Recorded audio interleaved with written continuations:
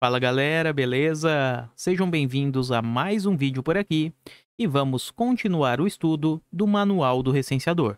Neste vídeo falaremos do morador, tema que tem previsão nas páginas 61 e também 62. São menos páginas, né? Estamos falando aqui de apenas 2 páginas, mas ali temos informações bem consistentes, um pouquinho mais complexas, então é por isso que precisamos observá-las com mais calma.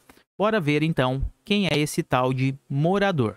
Bom, o manual do recenseador, ele fala o seguinte: morador é a pessoa que tem o domicílio como local habitual de residência. Então vamos registrar esta informação. Morador é aquele nosso amigo que tem um domicílio e vive neste local de forma habitual. O mais importante neste momento é esta palavra. Então precisamos de habitualidade, de frequência. Aquele nosso amigo, ele precisa voltar sempre a este local para ser considerado morador. Então o que precisamos saber aqui, na realidade, né, é que o morador é quem tem, na data de referência do censo, um domicílio e nele vive de modo habitual, ou seja, tem um domicílio para chamar de seu. E claro, ali reside habitualmente, ok?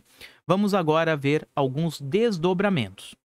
Esse nosso morador, ou seja, essa pessoa que tem esse domicílio e reside nele de modo habitual, ela pode estar presente no seu domicílio ou não.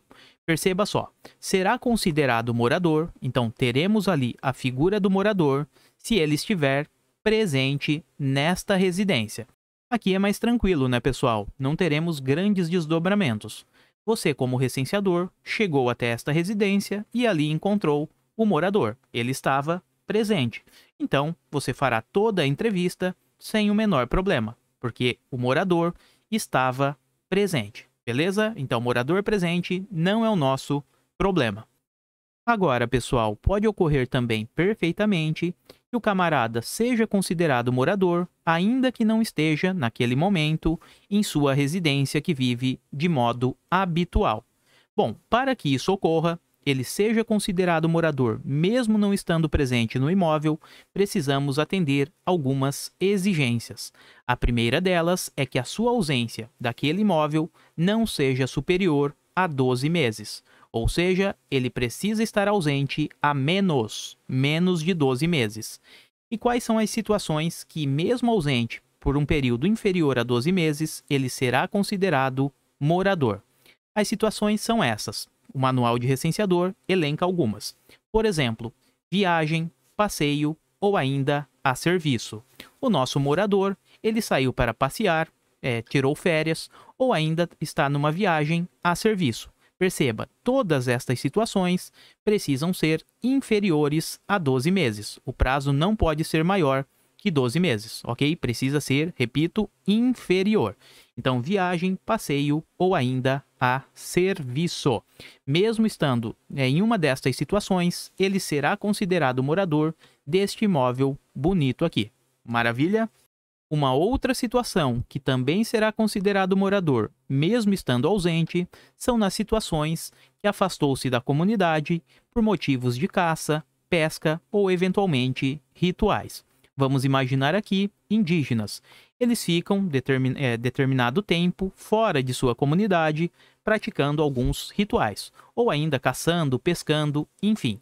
Se essa ausência da comunidade ela for inferior a 12 meses, ele será considerado morador daquela comunidade, mesmo que não esteja naquele momento por lá. Beleza?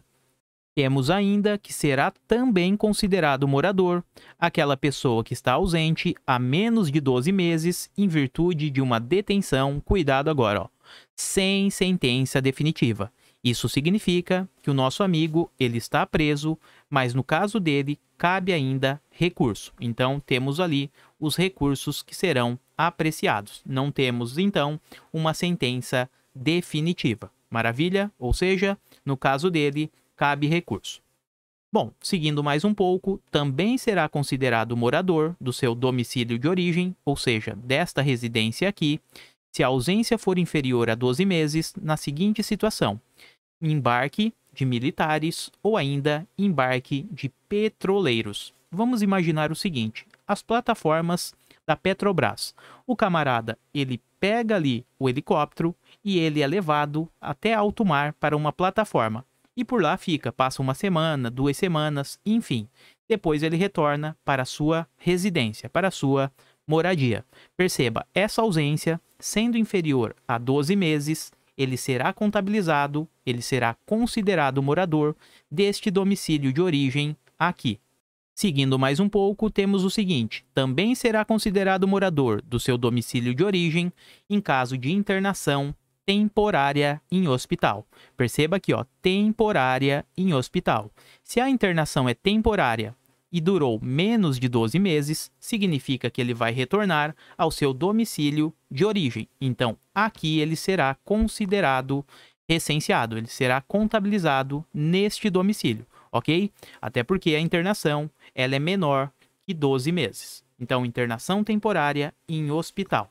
E por fim, a última situação, que o nosso amigo ele será considerado morador, mesmo não estando na residência, é claro, se o afastamento for por menos de 12 meses, são naquelas situações de internação em estabelecimento de ensino, pensionato ou república.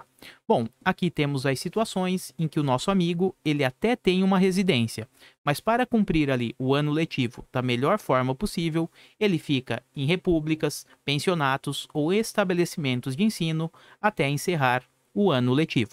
Beleza? Neste caso, essa ausência sendo por menos de 12 meses, ele também será contabilizado no seu domicílio de origem, nesta residência aqui, e não será contado, não será contabilizado no pensionato, no estabelecimento ou na república de estudantes. Maravilha?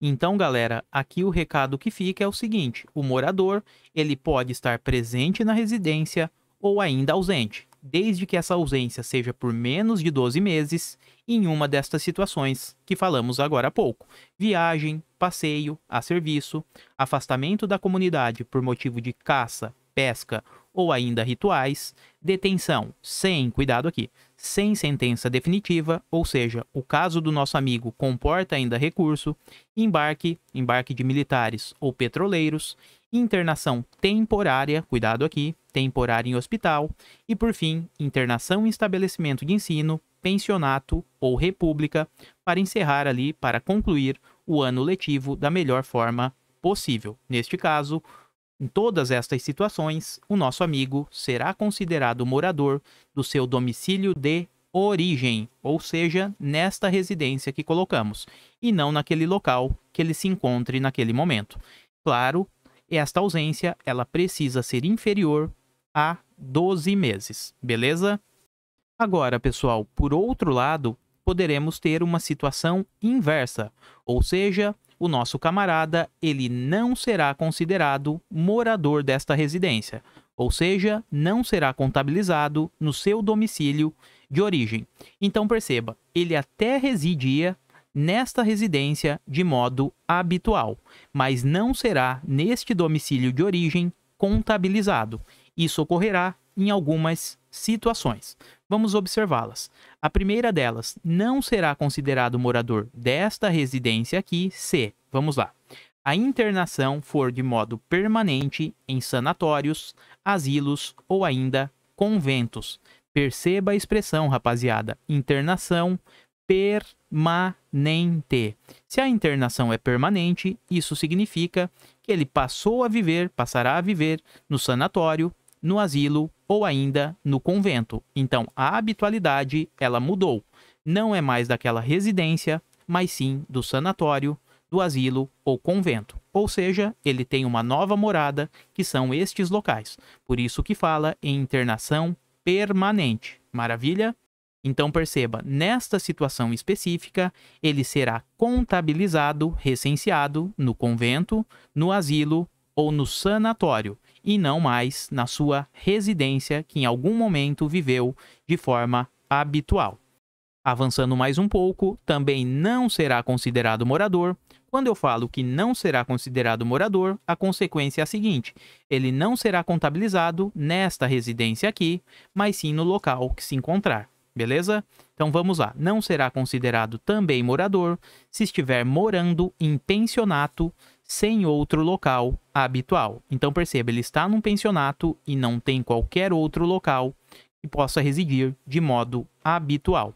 Além disso, também não é considerado morador aquela pessoa que foi condenada com sentença definitiva. Muito cuidado aqui, pessoal. Estamos falando com sentença definitiva. Sem sentença definitiva, vimos aqui, ó. Se for sem sentença definitiva, é sim morador, se a ausência for menor que 12 meses. Agora, condenado com sentença definitiva, neste caso específico, ele não será considerado morador. Isso porque não cabe mais recurso e a sua nova morada, no caso, é a prisão. É por lá que ele será recenseado, porque passará um longo e tenebroso inverno. E por fim, também não será considerado morador aquele nosso amigo que ele mudou para outra região a trabalho e neste outro local fixou a sua residência de forma habitual. Vamos imaginar o seguinte, esta residência fique em Santa Catarina, ok? E o nosso camarada, ele foi para um outro estado buscar trabalho, em busca de emprego. Neste caso, vamos supor que ele foi para o Rio de Janeiro. Lá no Rio de Janeiro, fixou o estado, a cidade, como a sua nova residência, tá? Então temos ali o Rio de Janeiro funcionando como residência desse nosso camarada. Bom, nesta situação específica, ele não será mais considerado morador do seu domicílio de origem, do domicílio em Santa Catarina, mas sim na sua nova localidade no estado do Rio de Janeiro, beleza? E perceba uma situação, pessoal. Este nosso camarada, ele não será considerado morador se estiver enquadrado nestas situações, independentemente do tempo que esteja nelas. Então perceba só, mesmo que o prazo, mesmo que o período que ele se encontre nestas situações seja menor que 12 meses, ainda assim ele não será considerado morador. Portanto, basta que se enquadre numa destas 4 situações aqui para que ele não seja considerado morador e não seja contabilizado no domicílio de origem. Então, recapitulando, não será morador em caso de internação permanente em sanatório, asilos ou conventos, morando em pensionato se não tiver outro local para residir de modo habitual. Condenado com, cuidado aqui, com sentença definitiva, aquela que não cabe mais recurso, certo? Então, ele foi preso e o seu novo local de contabilização será a prisão. E por fim, aquele nosso amigo que mudou de região a trabalho, né, e fixou nela a sua residência de modo habitual. Nestas situações, independentemente do tempo, mesmo que por um período menor que 12 meses, não será considerado morador. Resumo da ópera, ele não será contabilizado no seu domicílio de origem, mas sim no local que estiver frequentando ali. Então, neste primeiro mapa mental, matamos quem é o morador e quem não será considerado morador daquela residência. Seguindo um pouco mais, sabendo quem é o morador agora, vamos ver quem deve ser recenseado. O Manual do Recenseador diz o seguinte: todas as pessoas que moravam no domicílio na data de referência devem ser recenseadas. Todas as pessoas que moravam. Então, se o seu vizinho fofoqueiro estava ali no dia da data de referência, ele não poderá ser contabilizado, afinal de contas, ele não mora lá. Estamos falando de todas as pessoas que moravam na data de referência. E quando falamos desta data de referência, temos ali a meia-noite do dia 31 de julho para 1º de agosto. Este é o período de referência. Então, o recenseador, ele sempre precisará identificar como aquela base familiar, aquele domicílio, estava composto nesta data de referência.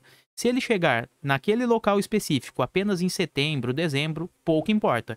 Ele não vai analisar a realidade do momento que ele chegou na residência, mas sim observando sempre a data de referência. Do dia meia-noite, né, do dia 31 de julho a dia 1º de agosto, beleza? E perceba uma outra situação. Quando falamos todas as pessoas que moravam, são todas as pessoas que moravam. Isso inclui também crianças e idosos. Além disso, outros dois detalhes aqui. O primeiro, aquelas pessoas que nasceram depois da data de referência, ou seja, depois deste dia 31 de julho a 1º de agosto, elas não deverão ser recenseadas. Então, não serão recenseadas. Por outro lado, quem falecer após essa data deverá sim ser recenseado. Afinal de contas, perceba, se a pessoa faleceu depois da data de referência, significa que no período da data de referência ela estava viva. Estando viva, ela pertencia àquela base, àquele núcleo familiar. Beleza? Então, quem nasceu depois da data de referência não será recenseado e quem faleceu depois da data de referência deve sim ser recenseado, justamente porque na data de referência ainda estava vivo e fazia parte daquela estrutura familiar. E para fechar o vídeo, temos o seguinte: se eventualmente o nosso entrevistado ele tiver mais de uma residência, o recenseador ele deverá perguntar qual é a sua residência principal. E perceba, ele sempre deve utilizar a data de referência como parâmetro. Então, ele vai chegar e falar: ô, seu João, qual era a sua residência principal na data entre os dias 31 de julho a 1º de agosto? Se o camarada não souber indicar, temos o seguinte: se não puder indicar, o recenseador deve considerar que ele seja morador naquela que ele passa a maior parte do ano. Por exemplo, o seu João ali, né? Ele só diz o seguinte: bom, eu passava 3 meses na residência do bairro X e os outros meses do ano na residência do bairro Y. Você, como recenseador, neste caso, deve considerar a residência do bairro Y, porque ele passava a maior parte do tempo, como a sua moradia. Beleza? Agora, como nem tudo são flores, teoria do caos, pode acontecer o seguinte: o nosso seu João aí, ele fala o seguinte para você: bom, eu fico exatamente pelo mesmo período nas duas residências. Daí você, como recenseador, vai considerar ele morador naquela residência que ele possui há mais tempo, aquela que comprou primeiro. Bom, galera, então é isso. Vimos aqui um assunto bem importante mesmo. Ele terá uma grande importância na prática e também no seu treinamento. Claro, eventualmente no treinamento, outros detalhes serão explorados. Trouxe aqui a ideia do nosso manual, beleza? Se você chegar no treinamento com estas informações bem alinhadas, isso facilitará muito mesmo, tanto no entendimento, como eventualmente na formulação de algumas dúvidas. Então é isso, vamos encerrando este vídeo. Eu peço gentilmente para que deixem um like, se inscrevam no canal se ainda não for inscrito, que isso nos ajuda demais mesmo. Voltamos em breve com novos vídeos e mais conteúdo. Bons estudos, fiquem com Deus, até a próxima e eu fui!